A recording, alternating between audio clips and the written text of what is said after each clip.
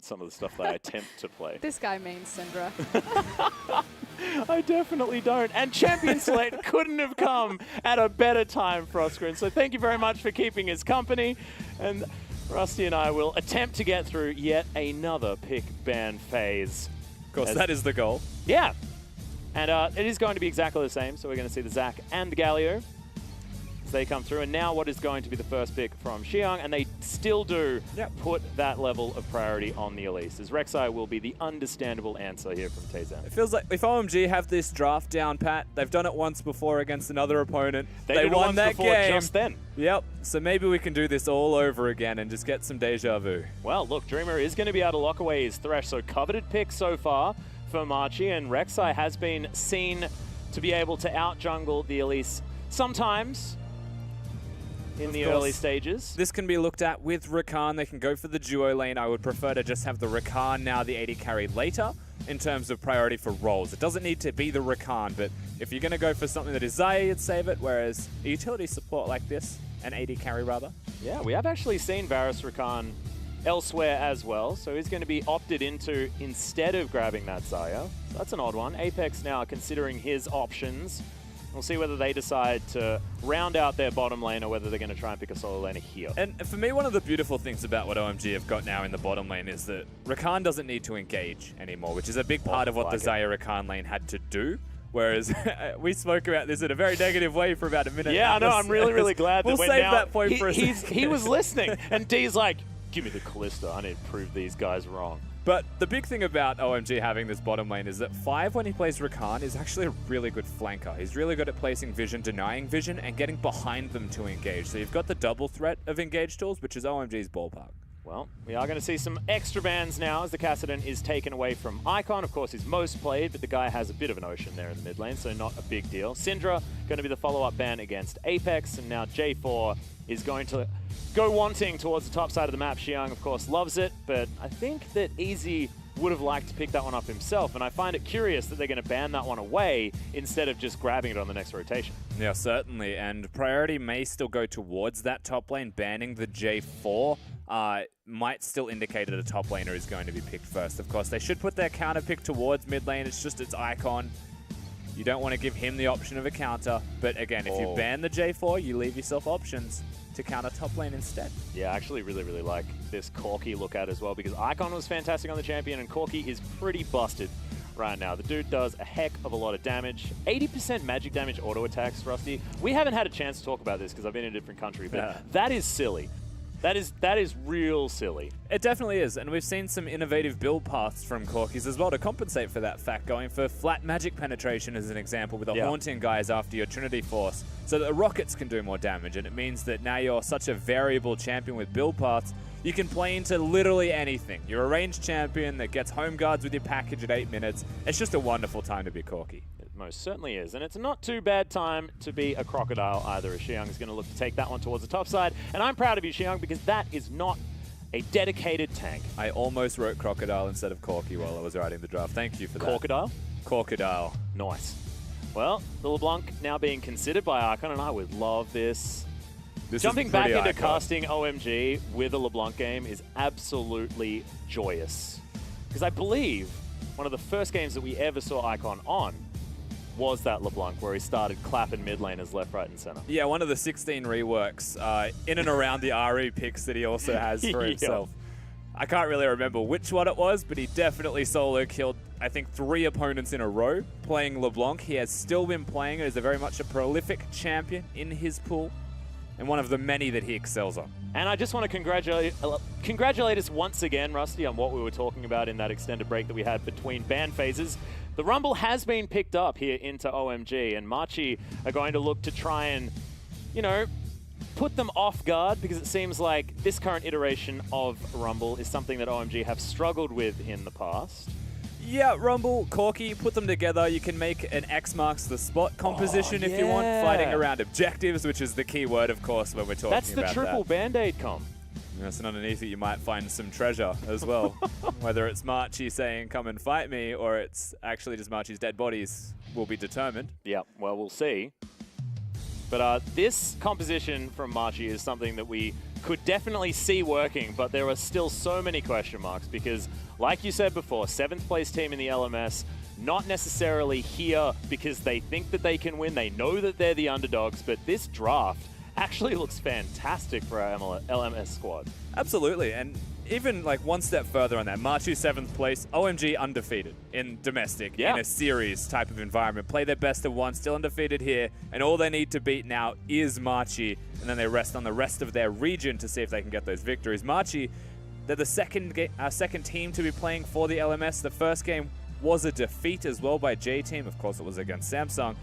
They want to get on the board for the LMS. They've got the composition to do it, and that composition is actually very nasty if it gets ahead. Yeah, this is the thing as well, because we do have an Elise on the side of OMG. They have tools to get themselves ahead as well, and most notably, they have Elise Renekton, which we've seen get first blood almost as if it's clockwork time and time again over every single region in League of Legends at the moment. So ladies and gentlemen, as we head towards Summoner's Rift for our 4th game of this Rift Rivals, we're going to see whether OMG are going to continue that streak or whether Machi are going to get on the board. And look, I was throwing out some pretty crazy narratives at the beginning of this.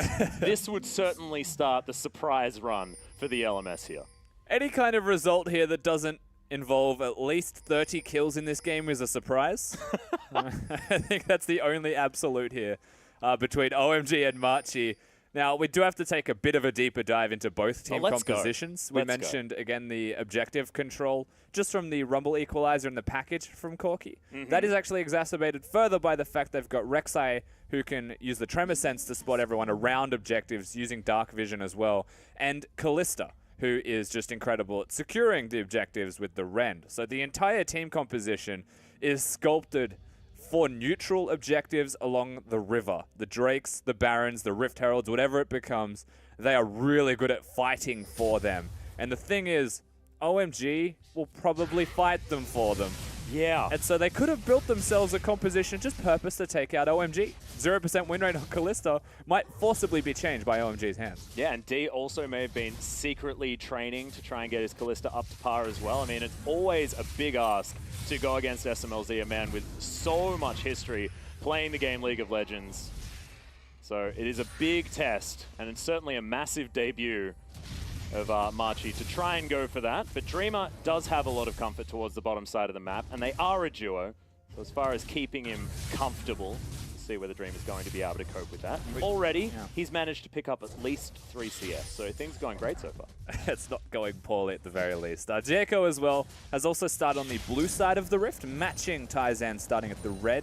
Means that he'll be at a CS deficit for the moment and may even forego the Raptors to go to red buff, which means, in a way, it'd be the Scuttle Crab control. However, you can see the movements from Taizan immediately actually shifting over to the Scuttle Crab to compensate for that fact. Whether he knows that OMG's jungler started blue or not, he's gone there super early to secure it, pretty much on spawn. Oh, actually going to continue this invade as well as he's considering heading to try and find this. And he's found him. Yeah, that is going to be that. And oh my god, so close to the first blood. And that, I believe, was a potential misclick. Or it was Jaco getting it working. I don't understand, but that didn't quite work. Back up. Let it happen. Taizan beats him. Now, Jaco repelled to the explosive plane. I believe he also auto-attacked it. So he gets himself out to safety. Brilliantly executed by the Elise, who had no idea there was a Rek'Sai. It looked so much like Taizan flashed to screw himself over. That was not necessarily the best thing. Fortunately, not the case. Yeah. He will still destroy the jungle of the Elise, which is still a big win, you know, considering the movements didn't start at red for the Elise, of course. Likes to have a blue buff during the clear, so you can use your human form more. Yep, we are going to have a slight pause though, ladies and gentlemen. What I was going to talk to you about, Rusty, is that so far, it looks like Machi have picked themselves some winning lanes. At least some pushing lanes. Bottom side of the map we haven't actually checked in on just yet, but it's relatively even as far as things like CS are concerned. But otherwise, Machi looking okay. I know it's 3.5 minutes in. We don't necessarily have a heck of a lot to go on. But I mean, can I start? Can I start believing? You're welcome to believe whenever you'd like, Max. Well, I'm never going to stop you from believing. I'm a Journey fan. This is the thing. Like, I'm not going to stop believing. Like, that isn't happening. So once just I a small start, town girl? Yeah, living in a lonely world. Yeah. I'm not going to continue those lyrics, though. Yeah, no. In saying that, you're right. They do have winning lanes. I will give you that part. Thank Am I going to start believing in them? No. Okay. Rumble, in saying that, you know, not the best winning lanes, used to be hard pushing, can still get matched by Renekton to a degree just by fighting them. We actually saw it in the first game of the day, I believe. Yeah. The Renekton went for a Spectre's Cowl instead of fighting, but even if he went for a Tiamat, you still control the minion waves decently now. So top lane's somewhat equal. I would still give it slightly to the Rumble. So again, slightly to Machi. Mid lane, Corki can push, can hard push, but will be expending resources for that, namely the health, as LeBlanc will go in on you if you use your Phosphorus Bomb to clear a minion wave. That just makes sense. And so Icon will be able to kill his opponent, but his opponent will have push. And this still unlocks all of these opportunities. And we are only super early into this game, but so far the opportunities have presented themselves enough for early movements out of Taizan. He has made the right decisions, and he has looked strong in this game. Well, we'll see whether he's going to continue capitalizing on the pressure that mostly Apex has been putting out. We did see that it was only Taizan heading into the enemy jungle when Icon was shoved underneath his turret. And we'll see whether that does change. Of course, Shatter Orb's able to crush a minion wave after the first bit of ability power has gone in. So, of course, very early days. Still decent for poking as well when you've got the distortion to go forwards. I'm also still believing, remember. Like, this is happening. Pulse said before that casters are unbiased, whilst demonstrating his bias at the same time. I am also going to jump in that camp. Pulse is actively biased, though. I'm a Machi fan. Raz is the one that says he's unbiased, and he just flip-flops like no tomorrow. Well, here it is, the understandable Elise gank. Even throws out the flash to try and get this one all too easily. That is going to be that. Yeah, Hook is going to come down on the bottom side, but that's a grand entrance to get the double knock-up. 5 just dances his way back out as well. No OMG are going to win this trade handily. Yeah, lots of spears. 200 health. No rend as well from D at the end of that, I don't think. So not able to even equalize, just a good trade, namely onto Dreamer, however. And Dreamer has the relic stacks, he has the ability. Most importantly, however, we saw top lane, we saw the gank, it's Elise Renekton, Deja Vu, another Hook. Yeah, another Hook is going to go in. It's 5 in a bit of trouble. The rend is there, and that's going to be that. The 2 versus 2 kill for Machi on the bottom side. I am believing super hard. And I am so glad that D's able to grab that as well, because I felt a little bit mean from earlier on, and this Kalista actually looking pretty good. I mean, thankfully he didn't hear you, but it's still a bit behind his back kind of emotions coming out here. You see, that's even worse. Does get himself the kill, so very well executed from the Thresh Kalista lane. Super dangerous 2v2 matchup, always something that has to be mentioned. SMLZ and 5 aren't the kind of players to back away from a challenge. Speaking of, calm down. Icon just doesn't have a lot of chill. Not a lot. No. Okay, but he does have the CS advantage and has gone back and picked himself up his Dark Seal and a cute little book. He's got a Rumble nearby that is only level 5, so he doesn't really need to be here. But if Icon decides to go too far forwards for no reason, use his flash aggressively, there's a chance that Rumble can get in. Yep, cute. In other words, leave. Well, he's going to, of course. Got a bit of a shove, didn't want to get ganked by Jekko as well. So he's going to be A-OK. 10 CS lead for Taizan as far as the jungle is concerned, so has been able to clear things out and has that Tiamat rush as well. So he's clearing things oh so quickly. You would have to say there are still some big highlight moments for Machi at 6 minutes, which is always going to bode well for them against OMG. In saying that, the first game OMG lost early game, they came back through the mid game, a lot of extra skirmishing from the team. Whilst OMG aren't known, especially in the LPL, for losing lane, they seem to be able to bounce back accordingly quite well on the international stage. Yeah, seems like they've just flipped the switch just a little bit. Wonder whether we're going to get the dive coming in as Xiang's considering something. Tremor Sense is going to spot out the Crocodile who goes over the wall. I feel like we saw this last game. Yeah. But if Machi were EDG, Xiang would be dead. And there'd also be an Evelyn. Which there isn't, thankfully. So the Crocodile is going to survive for the moment. Apex continuing to shove this lane very effectively and does give Taizan the space to get in towards this top side. One of those creative gank paths here, and he is setting himself up. Yeah, Slice does come in, good knock-up as there's the equalizer. Perfectly placed as Xiang does have to flash, and there it is. Void Rush picks up the kill, and Machi, they're 2 versus 1. They certainly are doing well here. Good execution from Taizan, and well done to be in the right place at the right time. You've got the jungler from OMG, he's farming mid lane, very much aware of where he's going to be. Dreamer also stepping up. Yeah, there's the grand entrance. Dreamer just taking free damage for the moment, though, as D didn't really want to shove sticks into his opponents. That hook was super close as well. I guess he held onto it that entire time or just didn't have it up and available. Jekko has finally been able to stretch his fangs back out towards the jungle. He's looking for the Rek'Sai. It's a smite off. Yeah, wasn't actually seen there as there's the Cocoon. He's just going to go for the kill as the double smites come in. The Repel's in a great spot. Nice knock up as Tayzan uses the flash, gets himself out, and Icon isn't able to capitalize with that roam. Yeah, at least didn't have flash to follow that up. For anything extra, Tayzan has to use his summoner, and a blast plant is conveniently placed to get him out. Unfortunately for the Rek'Sai, he didn't get to knock up the blast plant. Oh, that would have been cool. Which is something we have been seeing to get out very cleanly. Has to use a summoner. Okay, so he's going to go back, grabs himself Tracker's Knife, heading towards that Cinder Hulk most likely. We saw like, it was like 4 days or something where Warrior Enchantment was good. On Rek'Sai? Yeah, it was bothersome. Don't tell that to the LPL. I was getting flashbacks, Rusty. It was bad news. They're still doing it. Yeah. Well, Freezy with the health advantage here against Xiang. Who is just going to go for another roam. Of course, crocodiles do like rivers a lot. We know that as Australians. All about the crocodiles. We don't have them in the sewers like other places. No. It's out in the open. Is that more alligators that are in sewers? Oh man, it doesn't matter. I don't know. They're crocodiles. Basically, aren't they? There is a difference though. Yes. Yeah. I refuse to accept that, however. Yeah, one's see you later and the other one's in a while. I think that's how it works. As Apex is just going to easily clear this one. What do you mean? Surely. That's not a colloquialism. Icon is roaming now, alligators though. are on the other side of the world. Yeah, exactly. Icon moving up towards the top side of the map. He's going to get pinged out. And Apex going to join Tayzan, pick up this blue buff. No jungle support on that top side, so Icon didn't want to go too far forward. And Rizzy had already moved himself back. Slight tempo lead in the way that Icon had blue and was able to look towards top lane with a roam. Of course, OMG are now securing the area near the Drake. It is a Cloud Drake.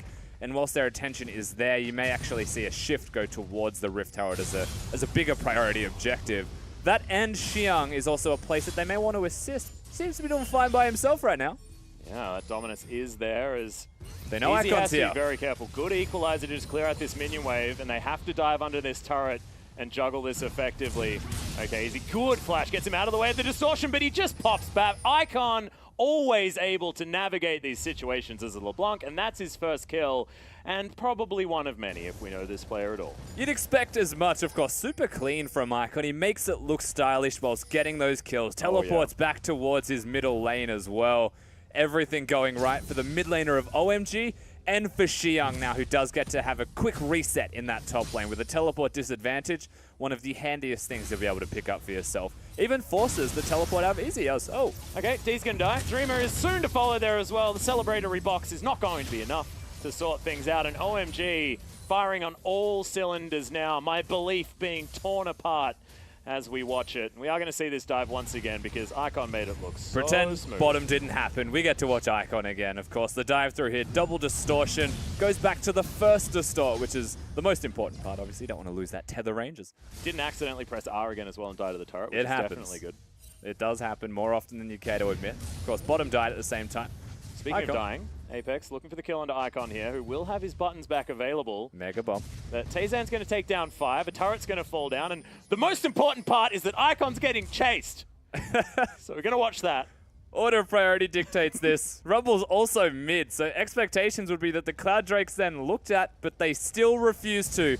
They might actually be putting more pressure towards the middle lane outer turret if they are able to secure this one. Then that is fantastic for them, even with the Thresh here.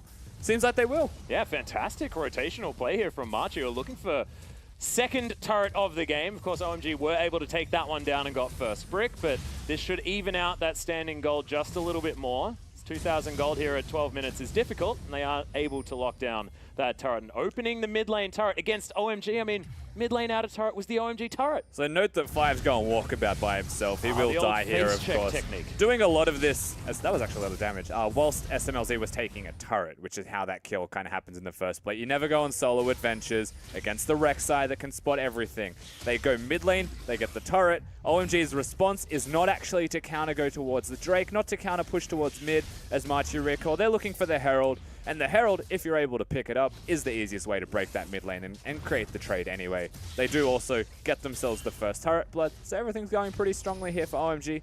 even though we are seeing some good moves from Machi. Yep, some signs of life, certainly, from our LMS squad, as Giacomo easily able to take down this Rift Herald, and will carry that buff for a little while and see where he wants to put it. I think last time we saw OMG take down the Rift Herald, it was left a little bit wanting as far as the placement. Yeah. They just didn't use it until it was too late and then just placed it somewhere, as Xiang used both his slice and dice. Yeah, and that is going to be the equalizer going down, gets an easy flash.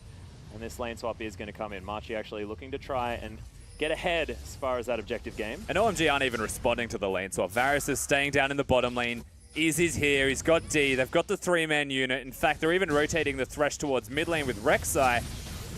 This is just the dive opportunity, potentially. The cleanse is going to be used from Apex. Gets himself out of the way. His Dreamer looking for the hook. Does, of course, have those mobility boots, so able to transition quite effectively. And all of this time, they could be sieging top lane outer turret, and SMLZ could be recalling and matching it, but he's still going bottom lane. He's now about to make the minion wave crash, perhaps lose a couple of minions there for Easy, and Icon still retains his pressure in the middle lane. So ultimately, Machi, they're doing too many steps. You can't think 3 steps ahead if you're only acting on one of them at a time and not actually making any of them be the right one. Well, it is going to be Harold moving up the mid lane, looking to try and one-shot the rest of this turret. Will do so very easily. As that wasn't you, Jericho. That was definitely Harold. But exactly as we mentioned, right? You get the Herald, you're going to trade for the mid lane turret. There's not a lot that can then stop you. And Machi, they rotate towards mid, actually gift that opportunity. So the turret will go down for free because of the damage they were applying earlier. No trades to be seen yet. Not necessarily able to capitalize on the macro play. Icon does have the Sorcerer's Shoes that he picked up a little bit earlier on, so his build getting to that point that can get scary. Just wants his Gunblade done so that he can shoot people with a sword. Are we about to fight over a blue buff? All right, 5 looking to try and get caught once again, doing so quite well. Machi, yeah, blue coming buff down to OMG's level. Good God. SMLZ's also got a big flank. Of course, he can get hooked and killed because he's on a flank. It's going to be Jekko locking down that blue buff. Nothing gained here from Machi, investing 4 people. They could have potentially gone for something else, but that top lane outer turret had, of course, fallen down. SMLZ, once again, just hoovering up so many minions. He just seems to be on his own, cleaning the map of all of the red dots. Certainly is. At the same time, Easy was mid lane on Rumble instead of going towards the bottom lane where Renekton was pushing it. So again, he'll come here, he'll collect the wave, but this also means he's been farming 2 waves. And then Corki, so the allocation of resources as the man who really wants that Trinity Force, he misses an extra 6 CS. And you'd have to wonder, at what point do we say, just give him the damn farm because he needs the Trinity Force. And you stay in your side lane, mister. I live on an island. I don't know what I'd be saying if it was solo queue, but that is going to be a dead Rek'Sai towards the top side of the map. SMLZ just piercingly arrows him, and he is going to fall down. Teleport for good measure from Icon specifically, so Renekton still has his up and ready, and they can use that teleport if Machi decide to defend this turret, which is a tough task, and they should not. Yeah, and this is what we wanted to see out of OMG. Clean play, like you would expect from the top team in the LPL. Certainly, as far as this season is concerned, should not be in that 4th place because OMG has looked fantastic thus far. And I think that we're going to have a Froscarin out the back, not necessarily having a meltdown and feeling a little bit like things have hit some normalcy now in this game. Perhaps. I mean, Frosco is one that has a propensity to meltdowns, and there's a chance that there is just one anyway. Obviously, I'm not back there, so I can't confirm. We'll find out. Well, there is at least a Gunblade available, as that was adorable. Jekko just goes up into the air to see his death before he descends into a flamethrower. I probably wouldn't have chosen that particular route myself if I was given the option. However, the rest of them weren't great either. Yeah, Dreamer hits the hook from Fog of War. He was standing on a control ward, no chance to repel that. Rumble now going to try and prevent Xiang, but he's also got Taizan nearby. Yeah, a few options here as the flash knockup does come in. Xiang, not a whole lot of ways to get out, and without a flash is certainly going to be taken down. And that flash was just about to come up. Fantastic timing from Machi, who even out the kill score and bring us back to a sub 2,000 gold lead. That? Yeah, is that Froscarin in the background? Yeah, I can that, definitely hear a meltdown. That's the anxiety attack? oh, God. Okay.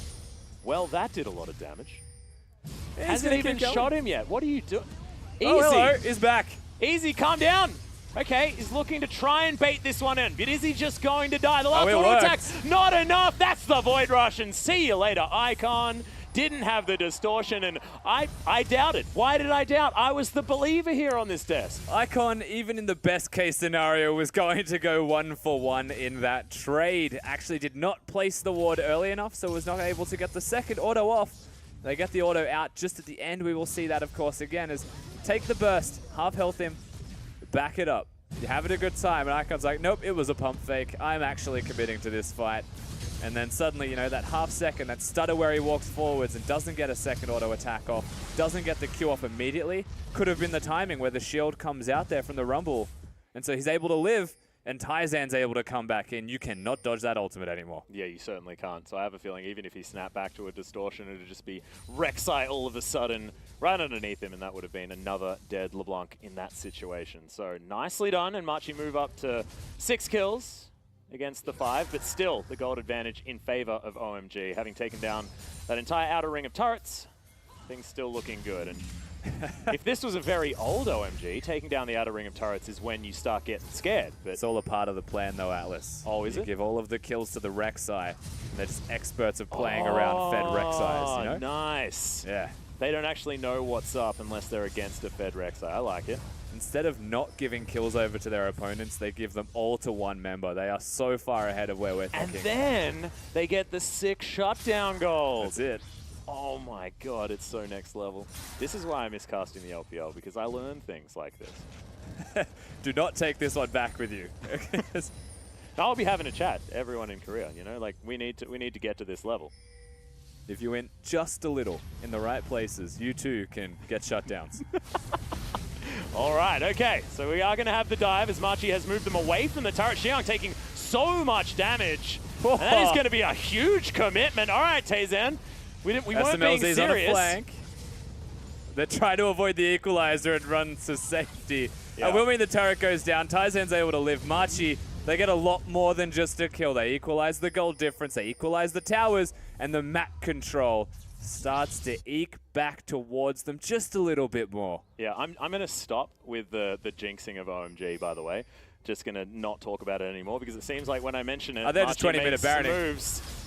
And okay, here we go. They are two-manning it. They think they are Dan Gaming, and it's probably going to work because they've got a Blade of the Ruined King. And you would never really suspect that Machi would suspect a thing. Yeah, there's absolutely no vision. Icon is cheating up here towards the top of the river, but unless Corky pulls a miracle, they've question mark pinged it right now, and it's there's 2K. So many pings. Now, oh god, I was hoping for that Foss bomb, but it is going to be the Baron going down. Massive gamble, but it pays off. OMG. And you can tell they're an LPL team, Atlas. Not a lot else that I can really tell you. In my analytical opinion, the LPL is now obsessed with Baron at 20 minutes. Because, what do you mean know what? now? Come on. Because you know what? At 20 minutes, and it's not just QG. At 20 minutes. All right, got it. It works. It always works. No one is set up. No one has vision around it. I have no counter to that argument, because do you know what just happened? It worked. Exactly. Yeah, perfect. Well, 5. Almost the casual face check into a hook, but Dreamer decides not to. He's invisible. He wants more. He wants a bigger option here. Honestly, you'd expect that after being spotted, you'd back away. But he decides that he as a statue is the best approach. If I don't move, they won't be able to see me. It's like the Jurassic Park approach. I was thinking of the superhero Cartman, but that works. Both of them references that probably won't be got by many people. Okay, well, Jurassic Park one, that's pretty popular. Okay, Sonny's Hourglass has been completed by Easy up there towards the top side of the map, so he can be the golden flamethrower in the middle of a team fight if he wants to. But on the other side, we have SMLZ with close to his 3 items. A statue again. Okay. Whoa, okay, D's decided to go for the Phantom Dancer instead of the Hurricane. An odd maneuver. Yeah. Doesn't want to stack too much Ren. But he's also gone for Berserker, so he hasn't gone the full resistance route. Of course, higher priority in the attack speed is you are Callista. Yep. You want to be bouncing around as much as possible. But the Phantom Dancer is the dueling item for the Callista. So someone's going to be running at him and is going to be trying to burst him out. There are a lot of champions, such as the LeBlanc, the Elise, that are going to be trying to do that. And it's not a bad choice by any means. After going for the Phantom Dancer, though, you'll have to wonder what the next item is going to be. Whether it is actually just a piece of MR and he respects almost too much. Often we see the sort of double lifesteal in the Mercurial Scimitar, as well as giving him that little bit of extra CC reduction. Because that's your tanky item. Yeah. The lifesteal next. But we'll see where he does decide to go. I like it. Creative. It's the big one. Going to land on an SMLZ. Not exactly an option that they want, as the Baron buff is now pushing up this inner turret. on the top side of the map. It's going to be staved off here by Machi with all 5 members joining the party. And Machi are playing this out like Thresh is their frontliner and is their tank. He's working with Taizan, so neither of them are flanking right now. The hook is important, needs to be hit, and he's frontlining to hit the hook or to hit the flash flay above all else. They're not using the Kalista as an engage tool. This is not something we have seen earlier in the day. This is a brand new ideal coming out of Machi. You can see his positioning, always looking, always standing in the front, knowing that D will save him, not that D will use him as an engage. You see right now, it's actually working out very well for OMG. They own the top side of this jungle so that they have free roam between these 2 inner turrets. Feels like a matter of time before they'll be able to take down at least one of them, and this inner is very, very close to collapsing. Hunting, as is Dreamer.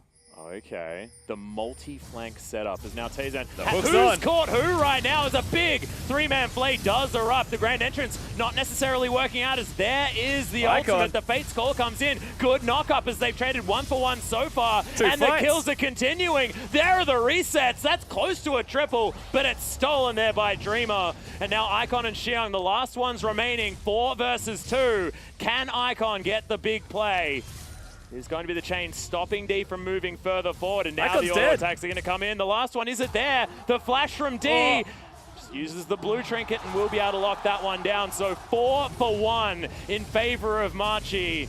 And this seesaw we were talking about, so incredibly entertaining, but it's a little bit heartbreaking for OMG fans. And there goes your Baron power play from OMG. Machi now barreling down the middle lane. They might be able to get themselves a turret for this. And that was a team fight fought on 2 fronts. Atlas, they did not have a front-to-back 5v5.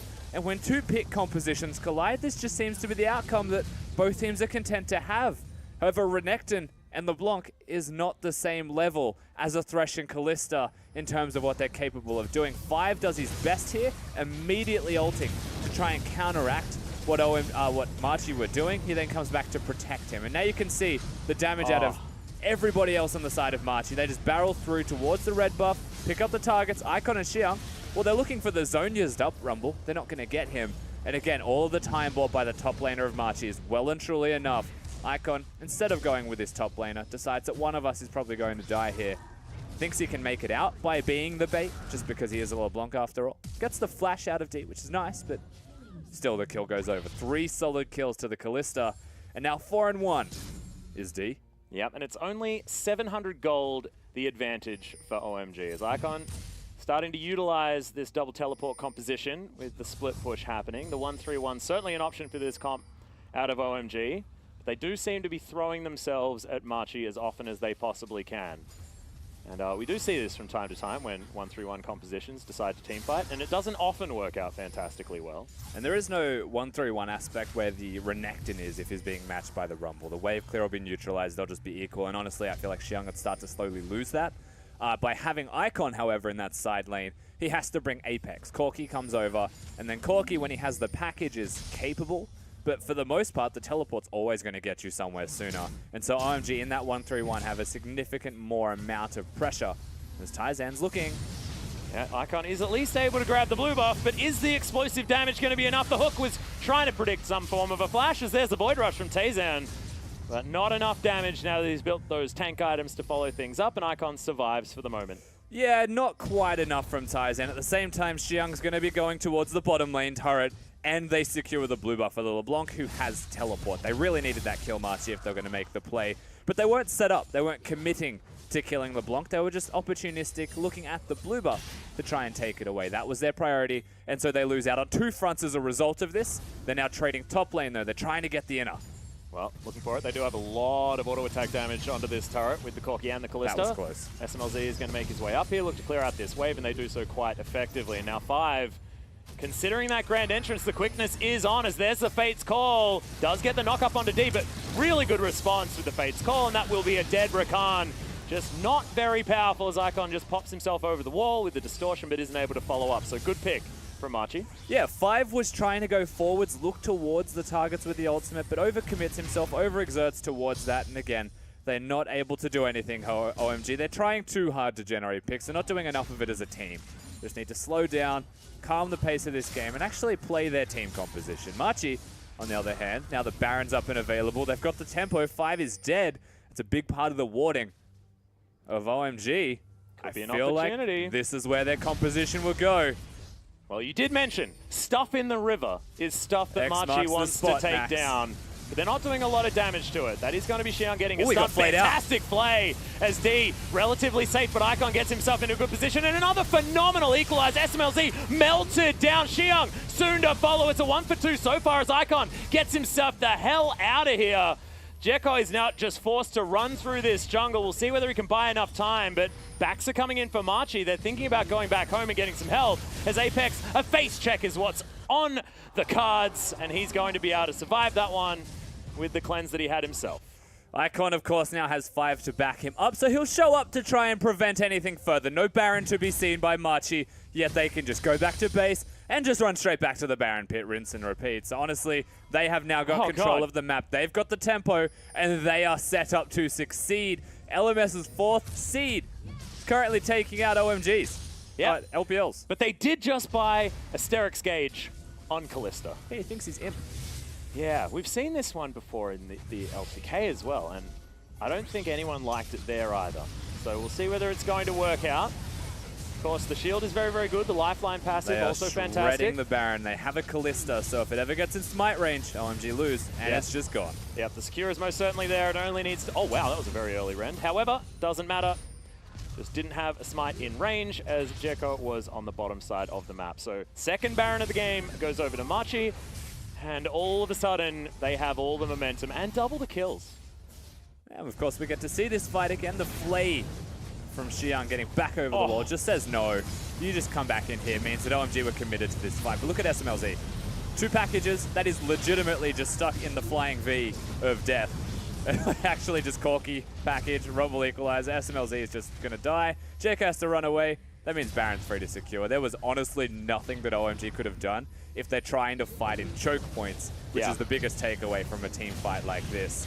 Positive signs from Machi. I just want to say that Easy has been a joy to watch on this Rumble. His equalizer positioning, the fact that they've been able to orchestrate fights where he can be utilized is definitely a team win, but... And he's doing work as 0-10. He's playing support Rumble and being able to do enough pressure. It is working out. And D is actually the benefactor of this. 6-1 and 2 now on the Kalista. Even though he has Asterix Gauge, he's still feeling like he can secure these kills well enough. And with a health bar like that, Icon can't burst him out. Needs to back the heck away. Oh dear. Well, there is the Scrying Orb.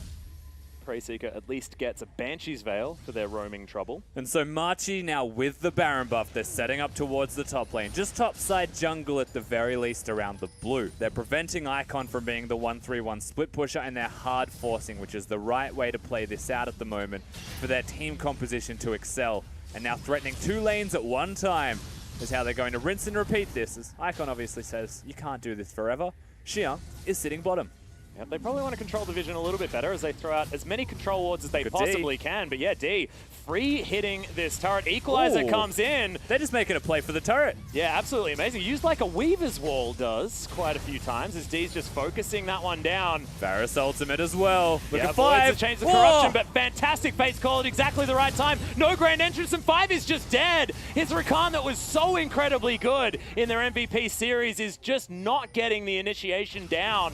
And Xiang looking to clear out vision now, but they are going to lose that turret. And with 5, they just look like they don't have an opportunity to get in. And D doesn't do a lot of auto-attack damage, but Xiang cannot go anywhere. Look at how many sticks are in that crocodile. That is a kebab, if ever I've seen one. Yeah, that man just got spit roasted by both of the members there. And that could be the game over here for Machi. Oh, I've missed you, Rusty.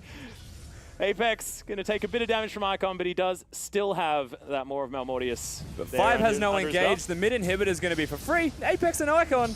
Okay, they're just fighting, but the auto attacks are still there. Instant cleanse, close to being able to make that work. As Jekko is like, well, I guess I'll just have to kill him.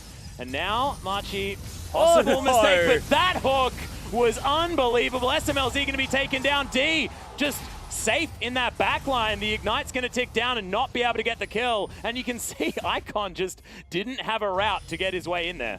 He wasn't able to come in at the same time as Jekko. They were stuck behind the fight. Remember, Machi was sieging the mid lane inhib. They broke the inhibitor straight towards top lane. And thankfully, the Elise actually clipped off the minion wave to try and prevent any further advances from Machi. Small win, but another hook from Dreamer finds himself SMLZ as 5 dodges it. Yeah, that is not great. This is absurd. That's exactly not the play that you want to go for. D has a BF sword, and I really want that to be a Guardian Angel for the most terrified build of all time. Part of me feels like it is, and it is. Oh god. He's actually just, he does not like dying. He's the embodiment of fear. Which, if I was an AD carry against Icon, I'd feel the same way. But in all seriousness, though, like the embodiment of fear just means live through Icon's burst. Yeah. And then they win the game. And even if you don't live through it, you live through it. If that's how a Guardian Angel works. Which is Do a you direct actually transit die? to winning the game, though. Yeah. I believe you die, and then your Guardian Angel, or your Guardian Angel protects you and dies for you. Yeah, that's what it it's is. something like that. Yeah, Yeah. Guardian Angel sees that you're dying and says, "Ah, not for now." And then often you die I feel again. like we should have worked that out from its name. Yeah, I guess so. All right, so Machi now just going to group up towards the bottom side. They can utilize the Tremor Sense to make sure they can detect any of these rotations. Yep, the big package underneath Earth is going to help them out as well, especially if Apex wants to play further up. Hook is going to go wide, but it doesn't matter. OMG have to back away. They have to respect all of this damage that Machi have in their back pocket. They don't necessarily have a gold lead, though. They just want to fight. They're going to siege for this aggressively. Look for the picks. They haven't set up top lane. They're just relying on mid lane and the fact that they will ult for this. And there's another one. The Equalizer goes down just to buy space. Good Chains of Corruption as D moves himself out of the way. Remember, still has that Guardian Angel as there's another Fate's Call. And they're going to be able to take down 5. Can they get anything else? It's the double kill now for D as Xiang looking to get himself in amongst this fight. Jeko so close to going down, but D, he's going to jump himself back up. That Guardian Angel is going to pay for itself. And now Machi with 3 picks are looking to try and break the base open once again. They're sending the Rumble back to base because he's just going to teleport back in. It's Icon against the world right now trying to defend this turret, but he's got a rapid fire cannon to deal with on the Corki with blue buff. I don't think this is possible unless he pulls out a miracle. Yep. Not going to be able to defend this turret as the inhibitor should follow. Chains do land, but Dreamer gets out of the way of the tether, and Jeko has to watch his structures fall. We'll see whether they are going to play it textbook style as they head towards the top side of the map with at least easy for the moment. Yeah, they have to play this one out textbook. Again, the top lane wasn't going to be set up, so they'd push top lane. They'd have the Rumble come in, but again, speaking of Rumble, this has been the best zoning Rumble play that you've ever seen from someone who believes they're Talia. Yeah. They've actually stopped 5 from going in so many times. He only gets 2 people, I believe, in the charm before dying. And the whole time here, D, whilst he dies at the end, has been free hitting, has been injecting a lot of damage alongside Apex to take out all of OMG. And yes, Renekton is massive. You can see the amount of damage he dealt. There's nothing to follow that up. Nothing to secure the actual kills and to finish an entire team composition of Machi. Yeah, and Jeko was actually so incredibly lucky there. His Banshee's Veil came up just the moment that he was getting hit by Dreamer's hook towards the end, which would have equaled an extra kill. Dreamer has been fantastic, as we'd expect on this Thresh. But the real surprise has been D. After we noted the fact that he's played 1 professional Kalista game and lost it, and now looks like this is a pick that OMG should have seen coming because the guy's got the crazy build. He's 8-1-7. There's a 0% Kalista win rate through his whole career. So I guess there's a lot of tenacity. Certainly is. Behind D. Of course, he's probably won in solo queue and stuff like that, so it's totally fine. But 8 plays on your turrets mind, now to though. 5 as the Baron is going to get mad at Xiang, and they're not going to commit to any fight here. No, you don't really want to fight this unless you get the perfect engage. They kind of have the Elder Dragon buff to stack them. It is only being empowered by 1 Cloud Drake, but the buff should do enough in the way of extra damage, extra burn over time to scare OMG away. But the play feels like if you give them the Baron, you lose the game here for OMG. Yet, we've already spoken towards what the composition of Machi is able to do when it comes to neutral objectives and fighting for them. I've kicked it off. Not going to find the hook, but that's already down to half health. You're exactly right. Box goes in just to buy space. As now in the back. OMG, they need to find it. Fantastic triple knock-up there from 5, who's not going to die just yet, and D is going to fall. The Equalizer again at a great spot, but OMG are turning it around. This is just what they do. It's a roller coaster every single time, and that's going to mean Baron. What the hell? OMG, why do you do this every goddamn time? They can't help themselves but win team fights when it makes no sense against an Elder Dragon team. They've lost 1 Nexus turret. Yeah. They recall with the Baron buff simply to defend their base and try again later. I feel like we've just passed go. They've gotten out of jail. We're good to go one more time. Maybe OMG find it within themselves.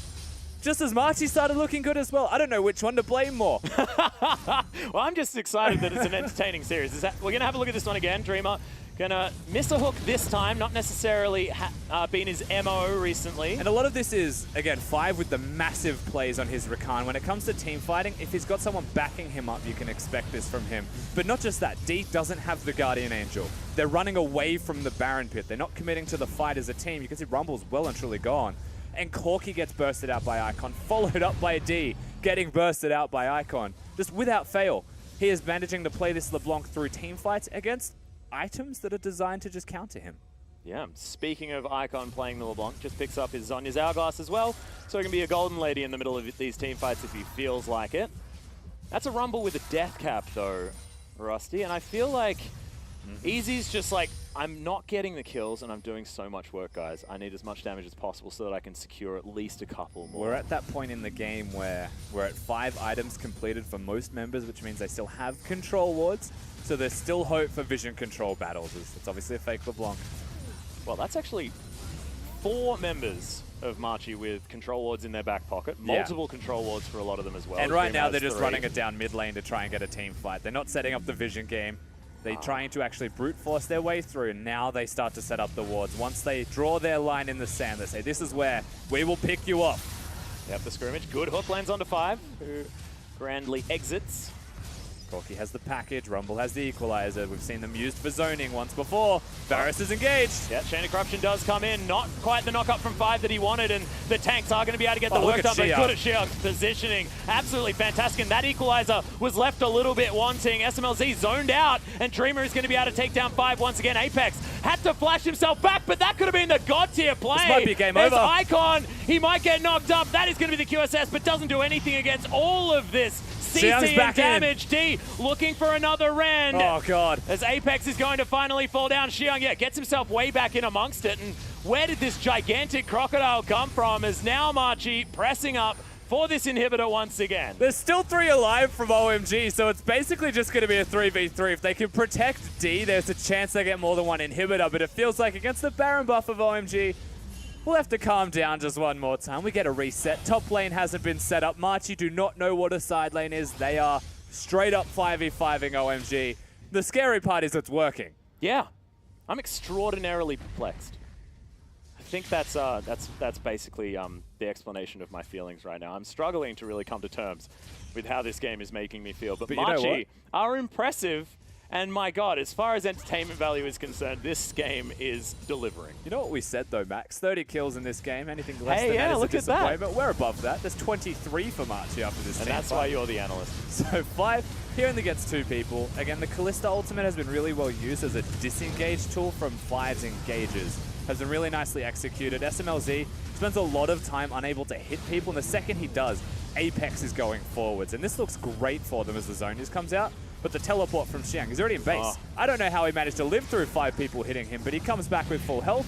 He locks down Apex. That could have been game over if Apex survived. He still had Flash and gets the second kill after all of this. So I thought that Xiang had died in the previous fight, but no. It's just how chaotic it was. Crocodile comes back. Gargoyle stone plane for you. He's got 6 items now as well. 2 of them being those damage items at the same time, so he can clear out minion waves, he can take down tanks with his Black Cleaver, and he's got that Gargoyle Stone Plate to be that massive body in the middle. Also, small note, no one on OMG has a slot available for a control ward. Yeah. So either they're just content sitting within their own base and letting it happen. Ruby Crystal? Yes. Why did Icon also go Amp Tome instead of a like either way? No. They don't have them, so what is on the map is what OMG are currently going to stand with. When you look at control wards. It's kind of ironic that, you know, reading books is often associated with education, and yet he bought that instead of a control ward. Well, we'll see if he gets educated by a flame spitter. Yeah, well, you can see Easy's wanting to do that as he's keeping himself relatively heated. Scrap Shield being utilized. They want the open inhibitor. Of course, you can see LeBlanc on the top of the map, recalling, not teleporting, and they are engaging. Yeah, well, D's actually going hyper-aggressive. They're going to engage onto the Crocodile. Not necessarily what they want, but that's a fantastic equalizer once again. Xiang. Oh my God, he just doesn't die. He's so huge. Oh, but that's going to be the Void Rush, and Tayzan's going to be able to pick that one up. And no more frontline means that this inhibitor is going to last so little time. And remember, earlier on, we had Super Creeps destroying a Nexus turret, and that is only one more remaining against a Kalista Corki that can get rid of these turrets very, very quickly. And the pick-up position, they're just going to end the game. They're looking for it.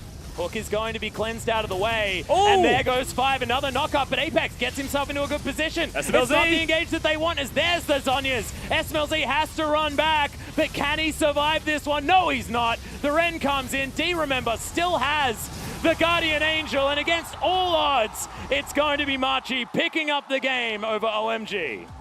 And to the roar of the LMS crowd, you hear an upset as Machi, the 7th place team in the entire league, beat was an undefeated OMG. Do you know what this means as well? Because OMG beat MVP, theoretically, LMS have one of the strongest teams here. You know, that's sort of the tier list, you know? If you think about these teams as the representations of their regions. I refuse to comment. In the 4th position from Spring. Yeah, keep going. Then LMS is the best team in the 4th position from Spring. Absolutely. I mean, I know it's not necessarily saying much, but that is definitely a win. That is a win. This was also a win. Absolutely. I feel like we should relish in and the what fact a win that as well. We are going to welcome back Barento, Raz Muhammad, and Indiana Frosker and Black to the desk. And I am so sorry for all of the Frosker references that I made during that game, and I feel like I may have jinxed OMG quite a few times. I enjoyed it. I enjoy a lot of things. That specifically was beautiful.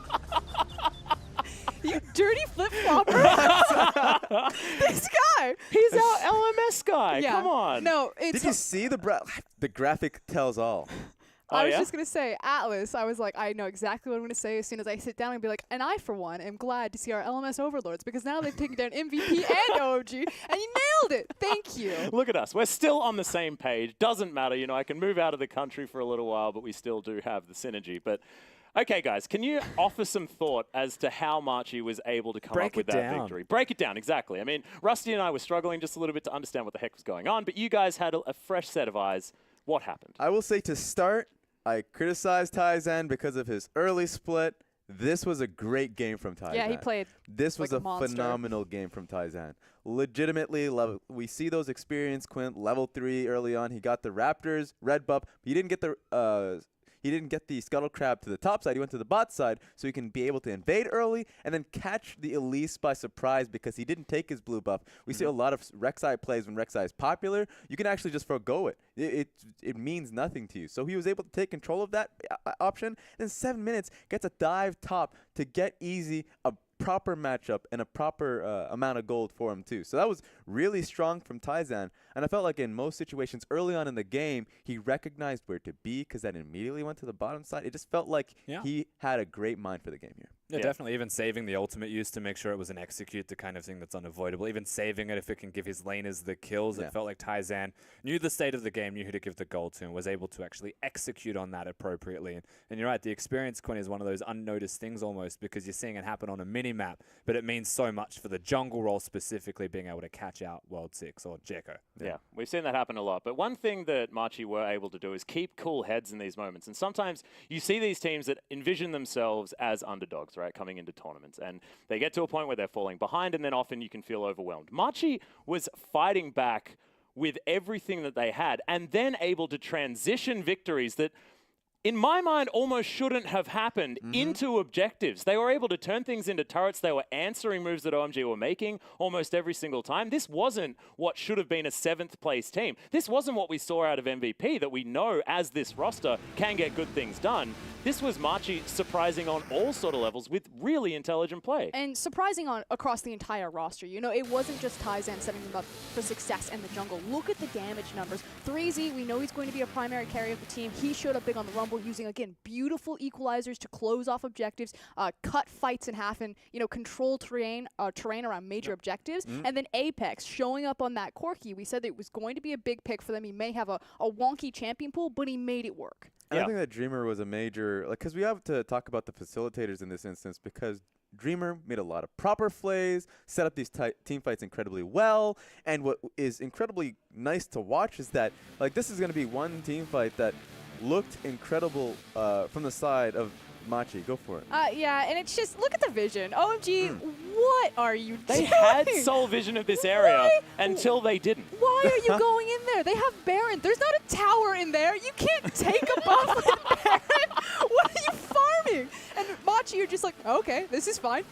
huge equalizer across them. Dreamer sets up everything, hitting Flay after Flay, denying so many of those interactions. And then Xiang and Icon show up on the back half like, team?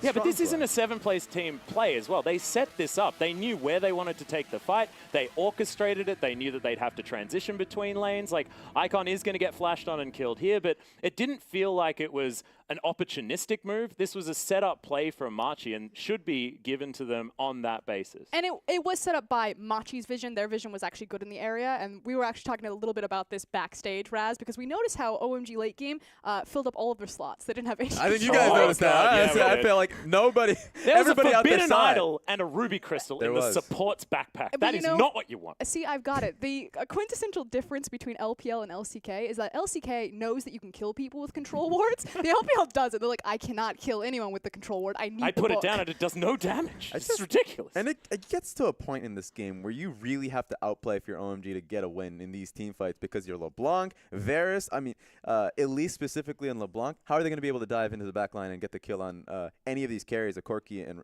that incredibly defensive Yeah, he's Kalista built down. to not die as he's well. not going to get bursted down no matter how much you try. And so the massive carry potential out of the back line is just going to make it incredibly hard, especially for Renekton. Sure, Renekton had a lot of tanking abilities, but he's just going to go in there. He's like, I guess I've taken away 40% of my damage because of the Gargoyle Stone Plate that I have to immediately use. So there's no damage going into the back line. Yeah, but like speaking of Xiang specifically, with a role of not killing the backline, just being a pest and being in the backline, I think he played extremely well. He did. Yep. But contrasting that to the rest of the team, there's obviously things you'd be looking at. Jungler didn't play as good as he could have. Hit mechanically, like there was cocoons connecting, but the rest of it felt lacking. And it is going to go to Dreamer, actually. So I probably personally would have given it to Easy as far as that MVP is concerned. But Dreamer was landing the hooks left, right, and center. The man looked absolutely fantastic, but such comfort in the Thresh. Definitely his most played, like 6 times in his LMS season. Like, the dude was pretty happy. And exactly, in the same breath, the amount of flays and pivotal flays that he hit on SMLZ in particular were just phenomenal to watch. He had such a great, masterful performance in those 5v5s in particular. Yeah, the big part, of course, being Varus needs the QSS to step up and do damage, but it was used at the start of every single fight, meaning there was no chance for SMLZ to do damage. And the Varus pick actually gets exposed a little bit by the Thresh just from how he played it. Yeah, and I felt like as well that Dreamer was orchestrating a lot of these fights because it was him starting things off and able to communicate with the rest of his team to say, look, I'm going to hit this hook on this player. We saw it multiple times where he was just camping in a brush, setting things up for Apex and things like that. But we are going to go to an MVP interview right now. Take it away, Wendy. So this is Xiaoxiu interviewing Dreamer. Hello, He's saying hi to everyone. Cheers.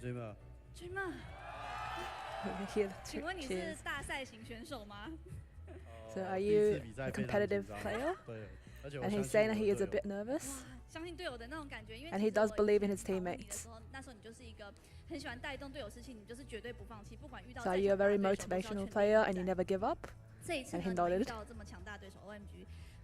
So you're facing a very strong team, OMG. And everyone is worried about you guys. So how are you feeling? So he's saying that he was a bit nervous. And he said he's focusing on him making plays, like the team making plays. So we asked whether they thought like they wouldn't have won.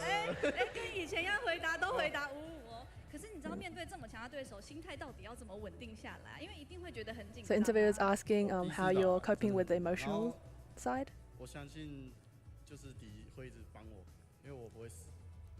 So he's saying that he believes in his teammates and that we'll always be helping each other. An interviewer asked how the state was. He answered everyone had a good state of mind.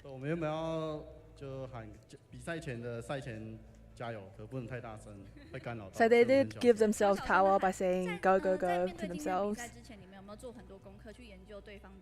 So asking if they had did some research about enemy team strategies. Dreamer answered that they did do some research on their team compositions. So